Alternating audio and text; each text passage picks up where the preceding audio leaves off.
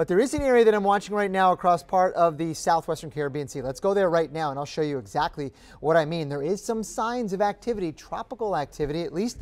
Areas of thunderstorms seem to be flaring up, and they have been over the last day or so right across this region. Just for reference, here's Central America right in here, and here's the country of Panama.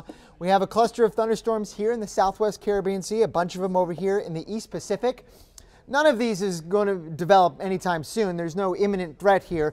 But what we're watching overall is a setup that is becoming, I think, a little bit more favorable for development, and there is a reason for the storms to be focused in this area. There's low pressure right here at the surface, a subtle one, a weak one. It's not real strong, but there is sort of this broad circulation around that is tending to organize the storms in that area.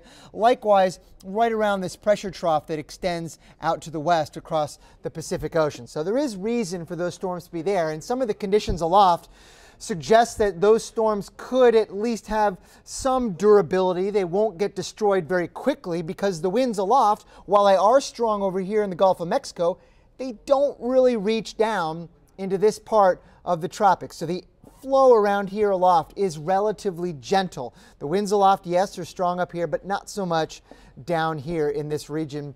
Also, the atmosphere is pretty moist down here as well. So not only at low levels, obviously, but higher aloft too. We're seeing some relatively humid conditions aloft. So overall, let's just keep an eye on this region over the next couple of days as then we head into next week as well, and just to see if anything does come out of there. Now the rest of the tropics, it's quiet, and there's very good reason for that. Look at the Gulf of Mexico, hardly a cloud in the sky. There is a cold front and a stationary front right in here across the northern Gulf. I would not be surprised to see some thunderstorm development this afternoon, especially over land, over interior Florida. But here, the winds aloft are just too strong. They're not going to allow any sustained organization of storms. Those will be blown apart fairly quickly by these strong winds aloft. It is also fairly dry, as evidenced by the lack of cloud cover there. Now, farther to the east, across the central Atlantic, for reference, here's the west coast of Africa. This is a water vapor imagery. One of the things it does is shows us how dry the air is.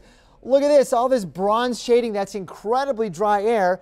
So any thunderstorm activity that tries to organize here has no shot, really, in the next couple of days at least, of growing into something a little bit more meaningful. So good news out that way across the Atlantic.